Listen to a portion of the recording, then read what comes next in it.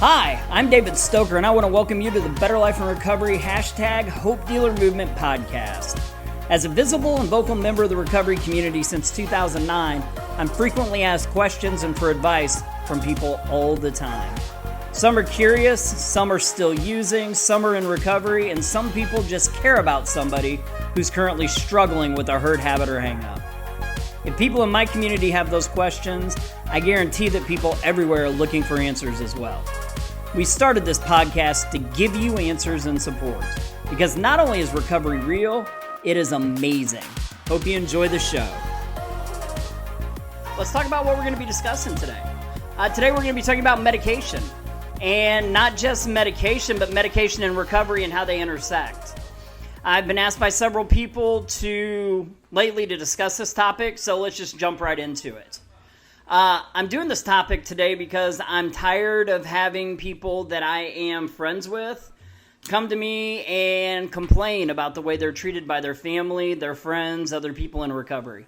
It's really frustrating. To me, I don't care how you found recovery. I don't care what you're doing to stay in recovery. I care that you're in recovery. I think that's amazing, or as I like to say, I think that's amazeballs. I think it's awesome that you found recovery and that you're able to stay there. And I think more people need to acknowledge that there are multiple pathways to recovery, and not everybody's recovery has to look the same. It's funny, I know so many people who are working a humble program, but they think their way is the only way, and anybody that's different from them is doing it wrong. I personally have some major issues with that. So, I don't know. I think we'll start off by talking about a study that was done. There's a guy out of St. Louis who is a professor at Wash U. His name is Ned Presnell. And if you ever get a chance to listen to the guy speak, he is brilliant. And I went to a presentation that he did talking to people who were getting ready to open up a recovery residence.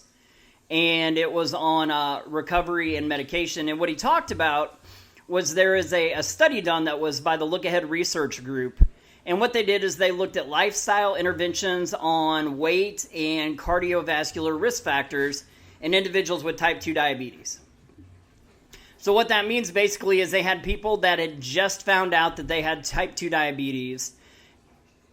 And we'll start with a segue right now. I think type 2 diabetes is one of the best things they could have possibly used as a comparison to addiction. If you look at diabetes, it's heritable, which means it can be passed from parents to their children. It's a genetic vulnerability that's activated by environment. So what that means is it's genetic and environmental, just like substance use disorders. It's progressive, which means the longer you have it, the worse it gets. It's often just like substance use disorders. Diabetes is often managed with medication and lifestyle change, just like somebody with a substance use disorder. And full and partial remission is often met with flare-ups, meaning people sometimes return back to old habits. And that's exactly what we see with addiction.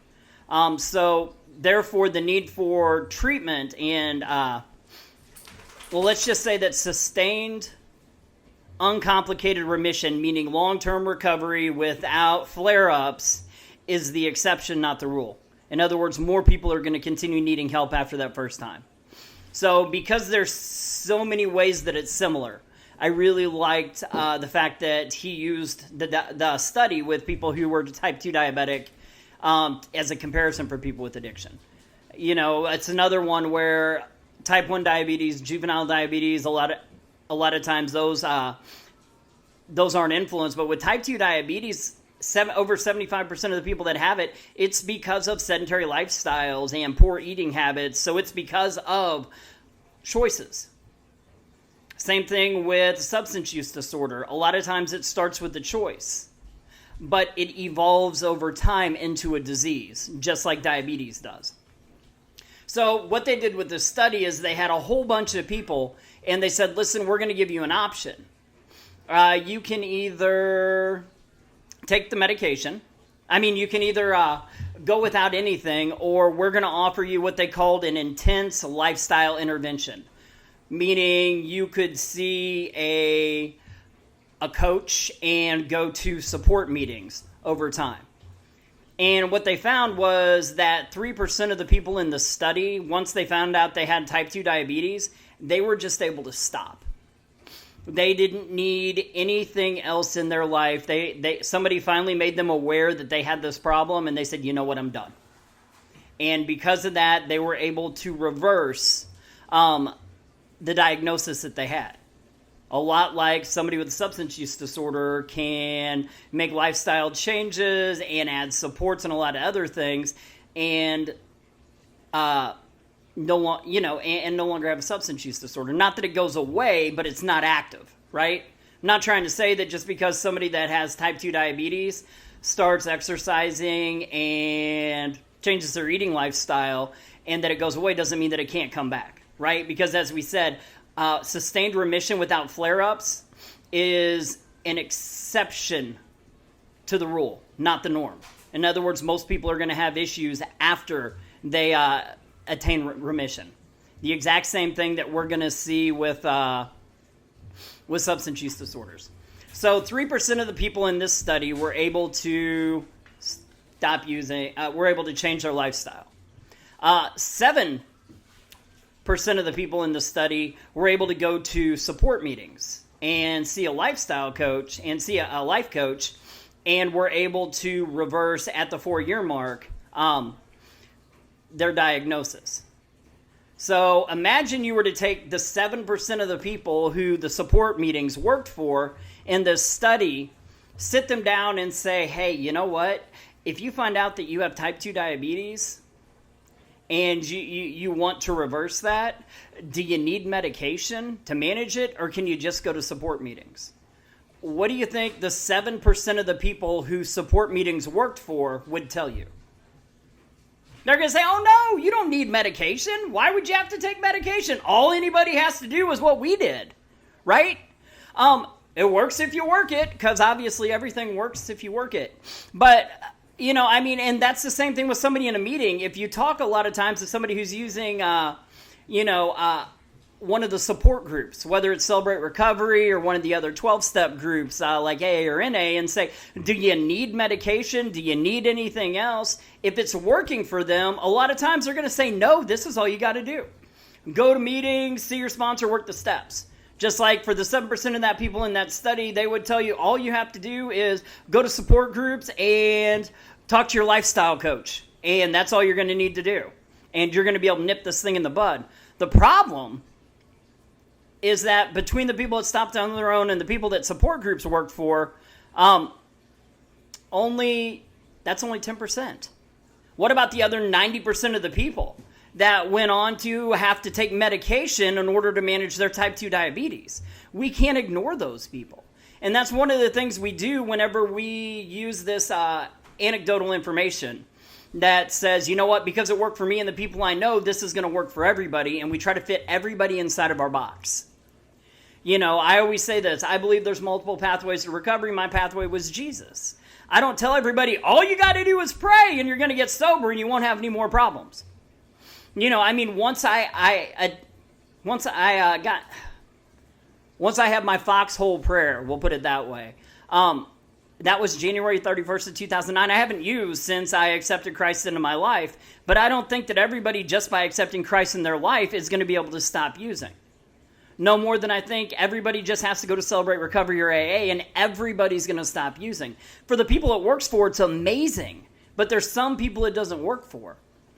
We have this habit, though, of blaming, they call it victim blaming, right? We blame the person. I've seen treatment be really good at doing that too, unfortunately, right? Somebody doesn't make it in treatment, and what do we say? Do we say, you know what, maybe we missed something, or do we say, you know what, I guess they didn't want it bad enough?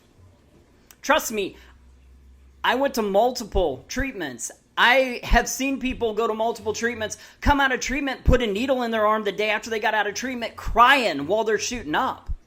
They didn't want to, but yet they couldn't not. And that's one of those things we have to acknowledge, that there's going to be people out there And we've got to figure out how to better reach them instead of blaming their lack of doing what we want to do, right?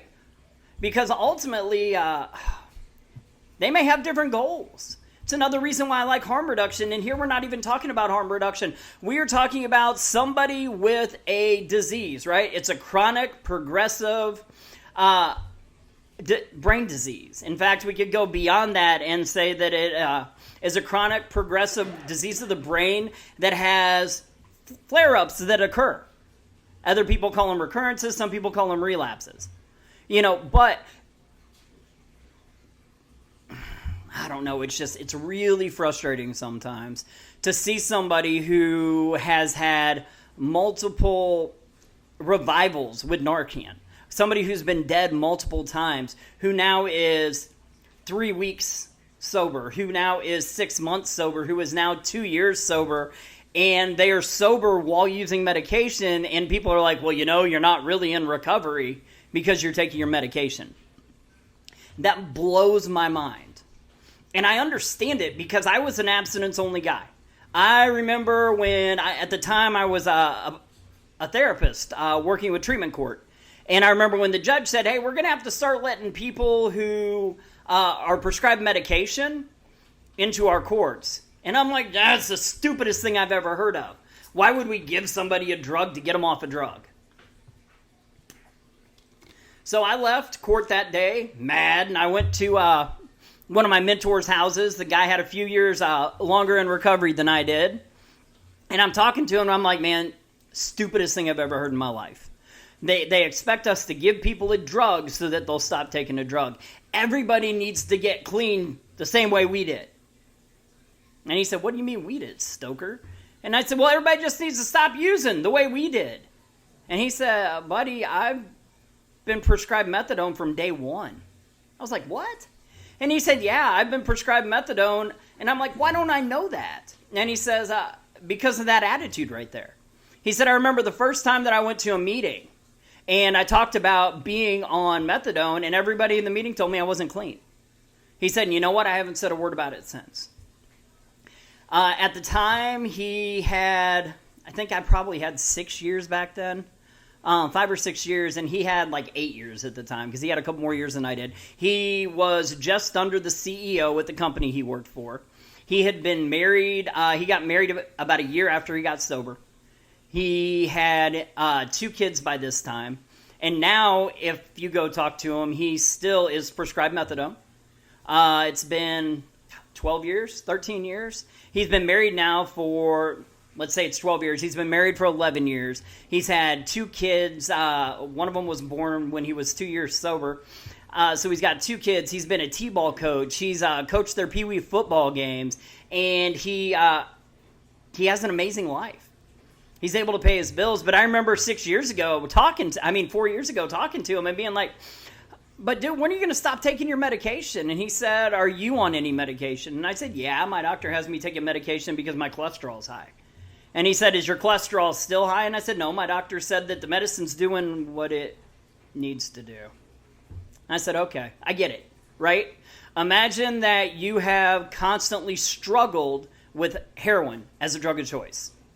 So you are going to places you probably don't need to be, risking your life every time you go there, risking your freedom every time you drive back, and then injecting. And because we don't have syringe access in the state of Missouri, here you may be reusing your syringes, risking sepsis and other bloodborne infections, or even sharing syringes with other people, and risking HIV and Hep C. So those are your choices, or you can go to a doctor and get medication that will reduce your cravings, that will eliminate withdrawal, and you no longer are risking your freedom. You're no longer risking your life going to places that sometimes, let's admit it. If you are in recovery or actively using, we all know back in the day, we walked into houses sometimes that we didn't know if we'd leave alive. And we would get out to our car and be like, oh my God, that was fire, and run right back into the same house that we didn't know whether or not we were going to get out of alive. We make those choices. I know tons of people who shared syringes. I've never shared syringes. I was always really safe, but I've reused them sometimes 5 or 6 times. I've seen people with cotton fever. I've had friends die from HIV and friends die from chronic hepatitis because of sharing syringes. So if somebody is going to utilize medication to live a self-directed life and strive to attain, their full potential, that's what recovery is. And it doesn't matter. A lot of people like to call it medicated assisted recovery. I don't believe it's medicated assisted recovery. It's just recovery, right? Just like, do you have 12-step assisted recovery or do you have recovery? Do you have Jesus assisted? Is that what you tell everybody? Hi, my name's David. I have Jesus and I'm on Jesus assisted recovery. Hi, my name's David and I'm on Narcotics Anonymous assisted recovery. Or do you just say, hi, my name's David and I'm a person in long-term recovery? That's what I do. Even though I'm assisted by a lot of things. I'm assisted by my faith. I have worked through the 12 steps. And I believe the 12 steps did me a lot of good. I think they can do a lot of people good, even people that don't have a substance use disorder. Look at all the different 12-step groups that have sprung up for Overeaters Anonymous, Gamblers Anonymous. So it's got a lot of uses. I'm not saying it's not an amazing tool, right? So we get to medication. So now we know that people can take medication. I am on what's called an OEND training team, which means I get to travel around the state with some people that are way smarter than I am. And we talk about medication. They talk about how to get it started at treatment facilities and how to support people through it. And then we always have a panel of people who are on medication. And my favorite panel is probably the one we do in Kansas City. Because the one we do in Kansas City, we've got a guy who's running recovery houses now that's killing it. We have a female who is an elementary school teacher who has been prescribed Suboxone for 3 years. And then we have a guy who's a firefighter, not was a firefighter, a guy who is a firefighter who's been prescribed methadone for over 6 years. I tell you this, I'm out of shape other than round is a shape. So I guess in some ways I'm in perfect shape because they say circle is a perfect shape because all area is equidistance anyway. So yeah, I couldn't do the job of a firefighter today. And yet here's a guy who is prescribed methadone and the rest of the firefighters trust him to have their back and to go into fires and pull people out. If you take medication, and that's one of the problems there too, when it comes to medication, like back at the time when I first heard about medication, I thought of the people who were misusing it, right? Nodding out in my classes. I wasn't, and that's why they say squeaky wheel gets the oil, right?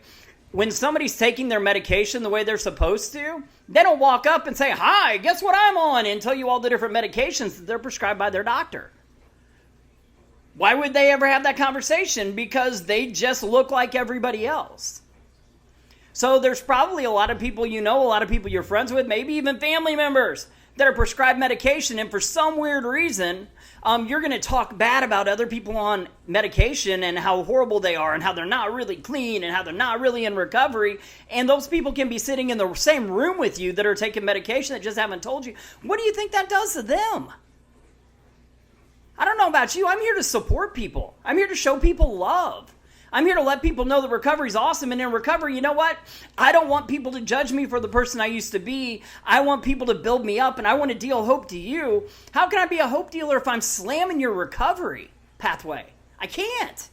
And so that's another big problem is I want everybody to be hope dealers. I want us all to take, because everybody's a hope dealer, right? Everybody has been through something, and by overcoming that, they can now share that victory with somebody else. Because there's somebody else out there that's holding on to a rope for dear life, about ready to let go because they're running out of strength. They need to hear your song, your story of recovery. So I want you to be that person. But man, we can't be that compassionate person if we're saying, oh, sorry, you know what? Those people aren't really in recovery. My buddy that I talked about, he chairs meetings in his community, and nobody knows that he takes methadone. He's afraid. He told me that years ago, whenever he first told me this 4 or 5 years ago. I was like, well, so why are you telling me? And he's like, because I know you're not going to judge me because of what you do. He said, and because I think you're open-minded. He said, but I can't let my friends know because I'm afraid I'd lose at least half my friends if they knew that I was taking medication. How jacked up is that? That he's afraid to let people in recovery know his pathway because he's afraid that they won't like him. And you know what? I know a lot of the people that he's friends with, and he's probably right about some of them. Some of them are some narrow-minded twits who think that their way is the only way and it's going to work for everybody. You know what? Like I said, I am so grateful if you're in recovery, but don't expect everybody to look like you. Don't expect everybody's recovery to look like you. So what I can tell you is that out of almost every single study that I have ever seen about Suboxone, every single study that I have ever seen about methadone, and almost every single study I've seen about Vivitrol. If you look at those medications, people on those medications, they tend to live longer.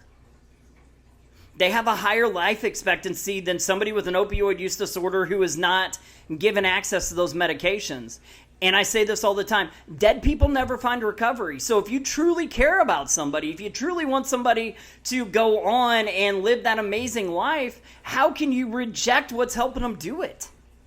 You know, it blows my mind. I can also tell you this. I can tell you that if you look at some of the studies out there, they found that people that were prescribed Suboxone were more likely to have a home group than people who weren't. They found that those people were more likely to have a sponsor than those who weren't prescribed Suboxone. They found out that those people were more likely to be attending at least 3, if not more, 12-step groups than people who weren't prescribed Suboxone. They were also more likely to have employment. So, man, people are out there killing it, right? And we're going to sit there and shoot them. You know, what do they say a critic is? One of my favorite definitions ever. Say a critic is somebody who walks out on the battlefield after the war's been fought and shoots the survivors. You know what? Stop shooting our survivors, right? Stop saying, you know what? Because you found your recovery that way, that's ridiculous. You're not going to keep it. Maybe they will. Oh my God, give them a chance. There's a lot of you that are leaders in your community and people hang on what you say and people believe what you say. And what you're saying might be killing people. You know, because we've heard those stories. I mean, I know a couple parents who told me those stories about having a kid that was doing great. One of them was, he was still teenagers, like 19 years old. He had 6 months and his psychiatrist said, you need to go to one of those support meetings. And he went to one of those support meetings to pick up his key tag. And he picked up a 6-month key tag. And when it came around to him, he talked about how he was killing it. He was on Suboxone. And somebody literally said, why did you get a key tag for 6 months? You don't have any clean time at all. He was dead 2 days later. You know, I mean, we don't realize the impact we can have on people. Tell people you're proud of them. It might not look like yours, but be proud of them. I'm glad other people's recoveries don't look like mine. This would be a really boring place, right? So realize that for some people, man, God is going to be the thing. Allah, they're going to have their book, right? Whether it's a Bible, the Bhagavad Gita, the Quran. You're going to have other people, they're going to say, you know what? I have the life I have today because of AA or NA. That's awesome. And they're going to have their sponsor. They're going to work their 12 steps. You're going to have other people that are going to say, I have the life I have today because of smart recovery, Wellbriety, because of LifeRing, because I went to prison. I mean, one of my buddies went to prison for 10 and a half years. And I remember talking to him when he got out, and he said, you know, if it wasn't for prison, I would have never met my grandkids. He was like, man, prison was the best thing that happened to me because it took me about 8 years in there before I realized. He said, because I was still getting high in there. And it took me about 8 years before I realized that, man, I can't keep doing this. My life's got to change because there's people out there that I want to know and get to know, and they don't need to be around me if I'm still living my life that way. Everybody has their own path, right? So whether that path is medication, and that medication for some people can be short. You know, it might be a couple weeks, a couple months. For other people, it might be the rest of their life. I've never once had somebody walk up to me and say, well, David, when are you gonna stop praying and going to church? Don't you think you've done that long enough? I mean, you got your life now. So now you're better. You don't need to do that anymore, right? Or who's the person who walks up to somebody and they're like, well, I mean, you're still going to 12-step meetings? Really? I mean, you got 20 years. You don't have it yet? So don't sit there and rail on what somebody else is doing just because it's different. I believe that I'm going to need meetings and support for the rest of my life. I believe I'm going to need, because like I said, multiple pathways. My pathway is Christ. I'm going to need Jesus in my life for the rest of my life. I believe my family is really important to my recovery. But I mean, honestly, how many of us are still doing drugs, saying we're in recovery? As I sit here and drink my Coke Zero, which a lot of times is a Bang, and I like Bang, it replaced Monster because, well, let's face it, it's got almost twice as much caffeine as a Monster. Bang's got 300 milligrams of caffeine, and I love caffeine, which is a drug. How many of us are vaping or smoking cigarettes and getting tobacco, and yet we're sitting there going, well, you shouldn't do a drug is a drug. Well, tobacco's a drug. Nicotine's a drug. Not tobacco. Nicotine's a drug. Caffeine's a drug. Sugar's a drug. Sugar's 7 times more addictive, and I know there's always people that are like, well, sure, cigarettes are a drug, but you don't see me out there doing the same things that I did for drugs, for cigarettes, and I'm like, no, but you know what?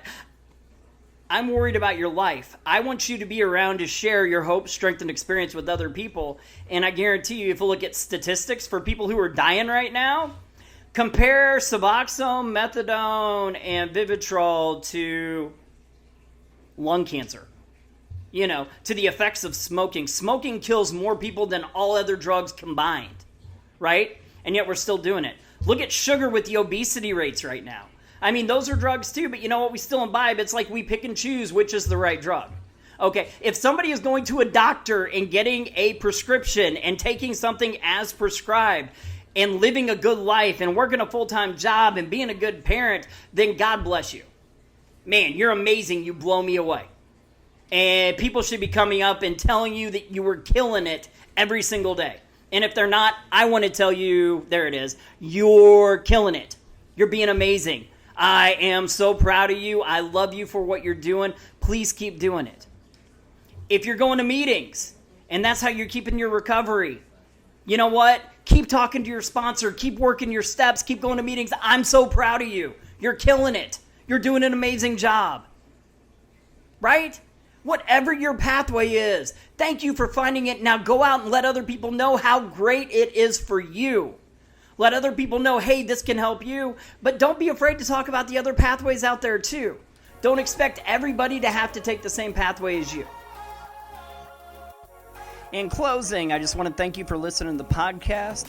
Please join us every week for new episodes. If you want to connect with us further, if you have any questions, topics you'd like to hear in the future, or maybe would like to be on the podcast sometime, you can connect with us at betterlifeandrecovery.com.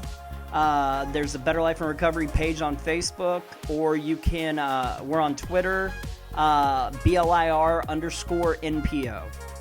Also, this podcast is part of the Studio DNA Podcast Network. You can find out more about the network at studiodna.media. Thanks a lot. Y'all have a great week.